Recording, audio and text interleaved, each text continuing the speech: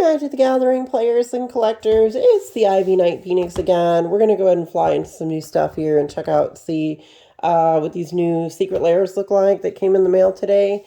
There's some pretty cool ones here. I think these are ones that I really consider to be worth probably getting into. One of them I'm going to do in a separate video because I believe that the neon ink one works in like a black light. So I have like some lighting that can go ahead and replicate that. And we're going to see if they look any cooler in that lighting. So why don't we just dive right into it? So we're going to take a look at first this one. We've got, looks like it's going to be pictures of the floating world. Let's go ahead and check this out and see what we got going on here. So my guess is this is a land one, but I don't know for sure. So we're going to find out. I don't remember what a lot of these were, honestly, when I bought them. So we're going to just kind of dive into them and see what they look like.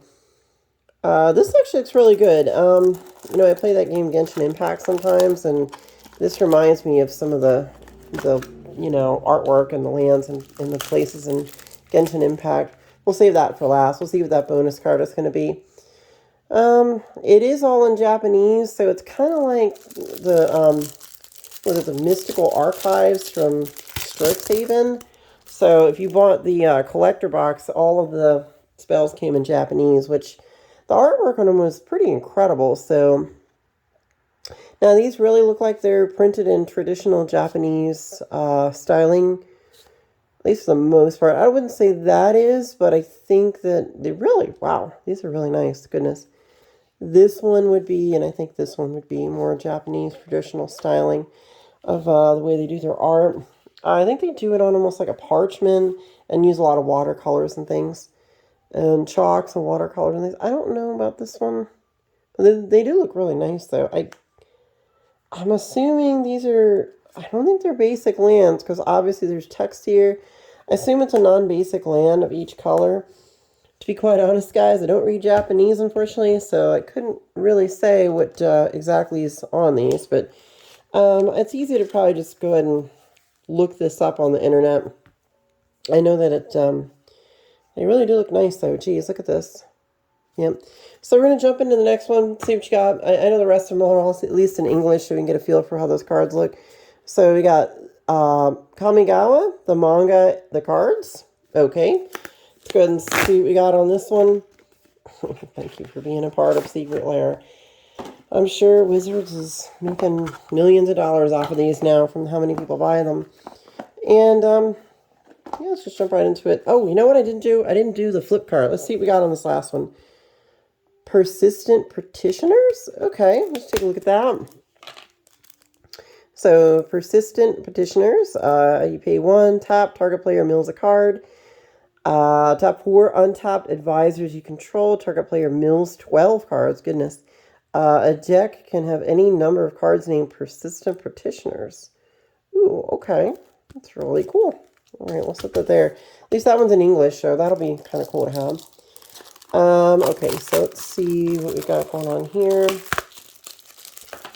I kind of almost wish they would do some of these kind of cards when they do this in English, but I get it. Traditional Japanese with the Japanese styling makes a lot of sense.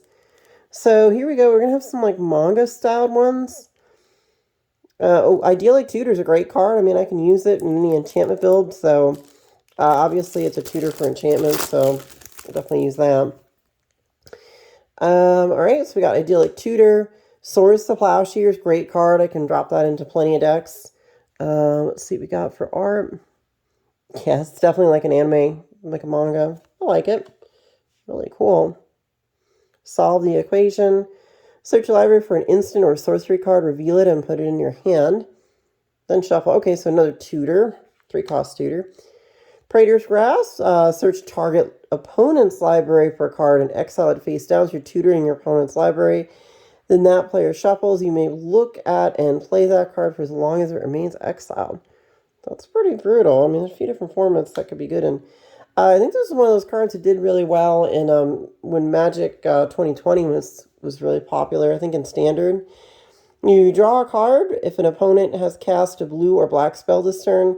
Spells you control can't be countered this turn. You and permanents control gain hexproof from blue and black until end of turn. So it's a really good card to just pitch out there, you know, and yeah, get your stuff out real quick. If something gets countered, you can always just use this to kind of as a backup.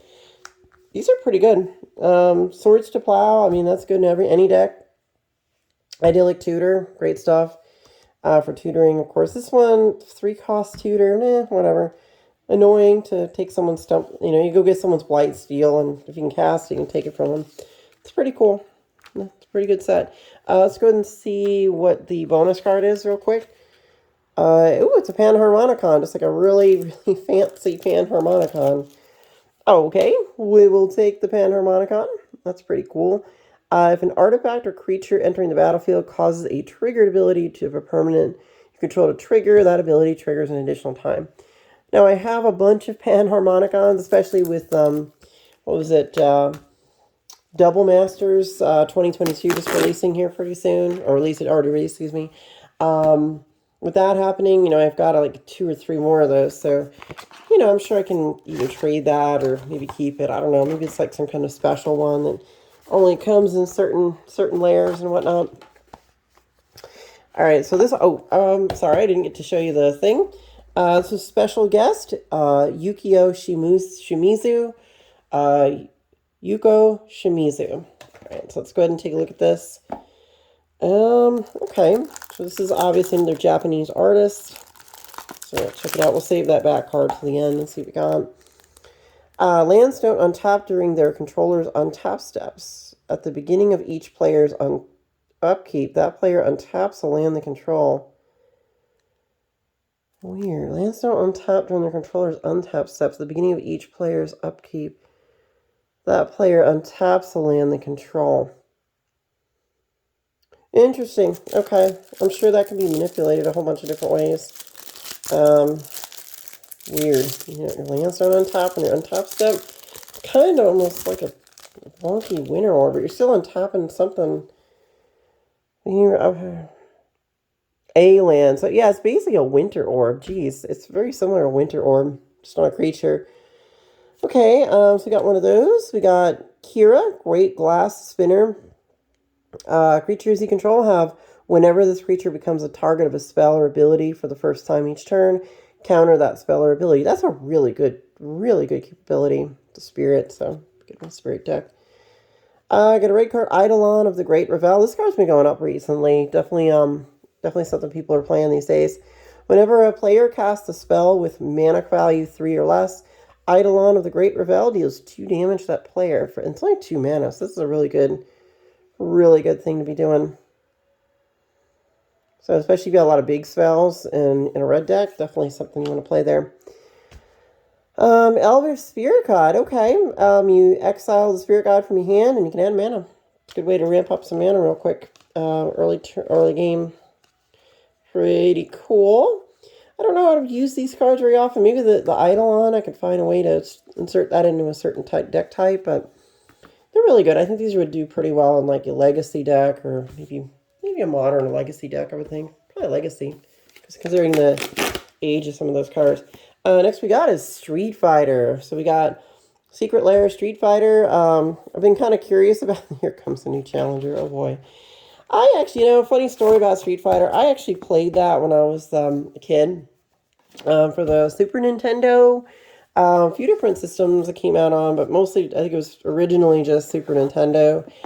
And then, what was it? I guess my favorite character, I used to play a lot with Chun-Li. She was one of my favorites. She was like the only, if I remember correctly, she was the only girl character in that game. The original one. And then they eventually got like, I think Cammy became in like the tournament edition or something. I just remember playing this game, and I used to play with Chun-Li and just wreck people's day with Chun-Li sometimes, or sometimes Ryu or Ken or one of them. And I mean, of course, it was this like thing with Blanca. If you kept spamming that thing where he just keeps glowing, there was this, a lot of times people just couldn't get past it, and they would just keep jumping onto his electricity and get damaged. It was kind of a really cheese way to win. But, oh, you know what we forgot? We forgot to do the bonus card. Bonus card is going to be a Sliver. All Sliver creatures have Trample. So now we got a bonus Sliver. That's cool. I'll definitely go ahead and take a bonus sliver. That's cool. I'll save this one to the end. All right, so Street Fighter, we're going to say E Honda, Sumo Champion. I remember him. Yeah, the 100-handed slap or whatever he had, and he was a sumo. I remember his stage was like a Japanese bathhouse or something. I remember this game. It was fun. You know how many times I just spent hours when I was a kid with friends or just by myself just playing Street Fighter. I just won a bunch of games like Zelda and Final Fantasy 3 and Chrono Trigger and all these really great RPGs from back in the day. So we got E Honda. I think we all know who E Honda is. What does he do? Let's take a look at his card. Because I think these are custom cards for this, but he's legendary creature, human warrior. As long as it's your turn, each creature assigns combat damage equal to its toughness rather than its power.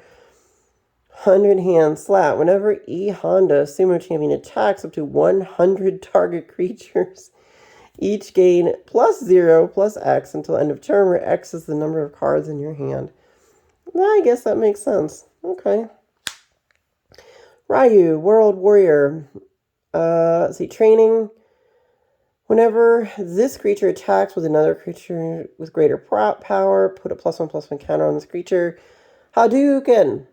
You have to pay a lot of mana for it, but you pay the mana, you untap them, you discard a card. Ryu World Warrior deals damage equal to his power to any target. If XX damage was dealt to a creature this way, draw a card. Hadouken. That's funny. Great, good stuff. Ken, Burning Brawler. Let's see. Ken gains first strike until end of turn. His prowess. Sure, you can.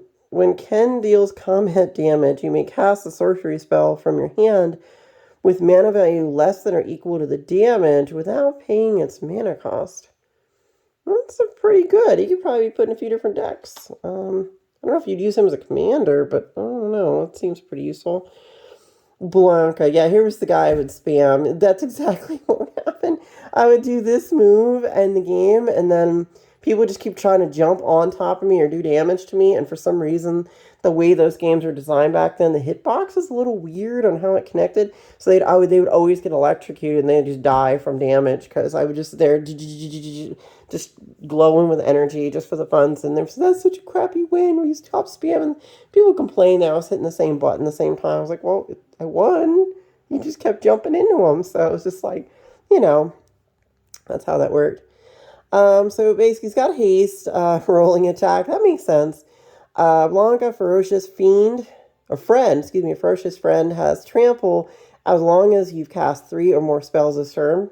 Okay. Electric thunder. Whenever Blanca becomes the target of a spell, he gets +2/+2 until end of turn and deals 2 damage to each opponent. I guess that makes sense, I suppose. I don't know if these cards are going to see a lot of it. Hey, there's my girl, Chun-Li. Countless kicks. Yep. She was really good for that. When Chun-Li enters the battlefield, exile up to 8 target instant cards from your graveyard, where X is the number of times Chun-Li was kicked. Oh, jeez. That's clever. I gotta give him credit. Multi-kicker. Seriously. That's clever. I mean, guys, think about it. She's kicking, multi-kicker. I get it. I totally get it. It exiles up to X target instance cards from your graveyard, where X is the number of times Chun-Li was kicked. Put a kick counter on each of them. When Chun-Li attacks, copy each exiled card you own with a kick counter on it and may cast the copy. That's a wall of text, but you know what? I think it looks like that can be broken. I have a weird feeling that's actually pretty good. Comic should be a pretty good card, believe it or not. Dalzim, Stretchy Boy. Alright, Dalzim, pliable pacifist. Okay. He has reach. Well, that was a surprise, right? And teleport. Yep, he used to do that. Dalzim, pliable pacifist, has hexproof unless he is attacking. Whenever a creature you control with reach attacks, untap it, and it can't be blocked by creatures with greater power this combat. Fierce Punch. Whenever one or more creatures you control deal combat damage to a player, draw a card. Epic. Alright. Guile. Right. The Marine guy. Remember him. The stage was like, what, an airplane or something on a military base, if I remember correctly. Whenever Guile, Sonic Soldier, enters the battlefield or attacks, put a charge counter on him or remove one from him. When you remove a counter this way, choose one. Sonic Boom. Remember this. Guile, Sonic Soldier deals 4 damage to any target. I guess that makes sense. Flash Kick. Guile, Sonic Soldier gains lifelink and indestructible till end of turn? For real? Enters the battlefield or attacks, but a charge can on him or remove one from him when you remove a cast. Oh, wow. That's pretty cool. Like build up. Okay. I can see this being manipulated and used a lot. That's just an interesting card. Zangief, the Russian guy that wrestles bears. That's so cliche, but yeah, okay. Plus, he doesn't have a shirt on like that nutjob Vladimir Putin and those crazy meme pictures from like 10 years ago. Zangief, the red cyclone must be blocked if able. Iron Muscle, as long as it's your turn, Zangief is indestructible. That's always useful. Well, Spinning Pile Driver, when Zangief deals damage to a creature, if that creature was dealt excess damage this turn, that creature's controller sacrifices a non-creature, non-land permanent. Busted. He's actually kind of good. He's not that bad. He's not awful. I might actually be able to use this crazy guy in a deck. Believe it or not, I might throw this in the Child of Alara deck, because usually if I'm going to blow up something, most of the time I'm going to blow it up on my own turn, but interesting. That is interesting. Might use him, maybe. So, do we have all 8 here? So, we got 1, let's see, 2, 3, 4, 5, 6, 7, 8. Yep, all 8 of the World Warrior Street Fighter characters. That's really cool, though. I played a lot of Street Fighter when I was a kid. Again, it was a bunch of guys. We all had like a lot of Super Nintendo games, and what was it, Genesis, and then of course when PlayStation came out, lots of PlayStation games. Oh, there's the Hadouken. For 1 red, you can cast a Hadouken. Deals 3 damage to any target. It's basically a lightning bolt. Oh, yeah, lightning bolt. Okay, yeah, that makes sense. All right, cool. I like these secret lairs. They're pretty neat. All right, the last one, this bundle, I am going to open one other than this one, but I'm going to do that in a separate video because I got to change the lighting for that one to see if they look any different in different lighting. Little Walkers. This is the one I've been waiting for. This looks really adorable. This one I do remember when I was looking at it when they was ordering these up like forever ago. So we're going to go ahead and take a look at this and see what these look like now. Now that I get my hands on, we can see how they look. All right. Whew, okay. Oh, there we go. They're so adorable. They're like chibi versions. They're chibi versions of Planeswalkers. I do have a Planeswalker. Oh, you know what? I have a Planeswalker deck that has a Super Friends deck, and I think that runs Tameo in there, if I remember correctly. Oh, that's wonderful. I gotta see this. She used to be a very valuable card. Once upon a time, Tameo, we'll save that to the end. Tameo was, I think, like a $20 or $30 Planeswalker card, but, you know, I don't think a lot of people in Commander play Planeswalkers as much as, like, maybe Modern, or it's more of a staple in other formats, but, you know, if you're running a Super Friends Planeswalker Commander deck, you can definitely put her in there, so, amongst a variety of other ones. So, let's go back in memory lane a little bit. Let's talk about these different Planeswalkers. We got Tameo, the Moon Sage. You can plus her by 1 to tap target permanent. It doesn't untap during its controller's next untap step. It's -2 is to draw a card for each tapped creature target player controls. And it's -8 is you get an emblem with you have no maximum hand size, and whenever a card is put into your graveyard from anywhere, you may return it to your hand. So super good. All right, that's our first Planeswalker. Oh, I remember this one. Yep. A Johnny, Mentor of Heroes. Look how cute he is. That's great. You distribute 3 +1/+1 counters among 1, 2, or 3 target creatures you control. For +1, you +1 them again in a different space. Look at the top 4 cards of your library. You may reveal an aura, creature, or Planeswalker card from among them, and then put it into your hand. Put the rest on the bottom of your library in any order, and you get... Wait, what? Really? 100 life? You gain 100 life on his ultimate? I don't remember that, but okay. That's pretty cool. Angrath, the Flame Chain. He looks kind of like Ganondorf. Remember Ganondorf from Zelda?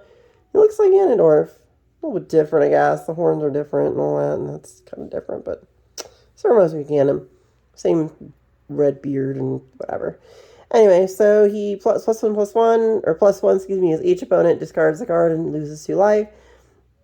You can -3 him, gain control of a target creature until end of turn. Untap it, it gains haste until end of turn, sacrifice at the beginning of the next end step. If it has a mana value of 3 or less. Wow, just taking stuff.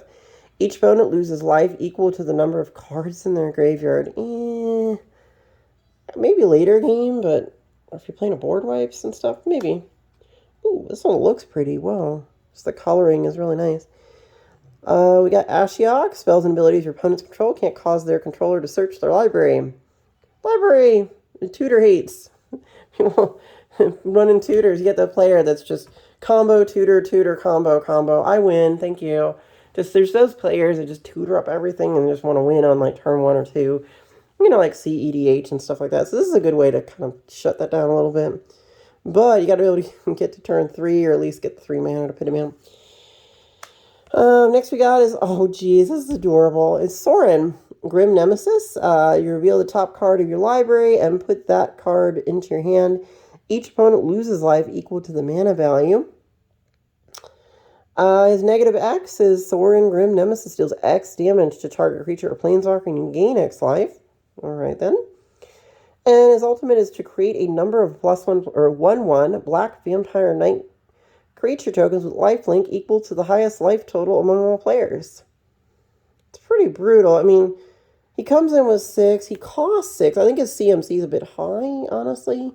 He costs 6. The card art is absolutely adorable. I mean, these are great. This is the one I really kind of, can latch on to. This is one of my favorites from the whole thing.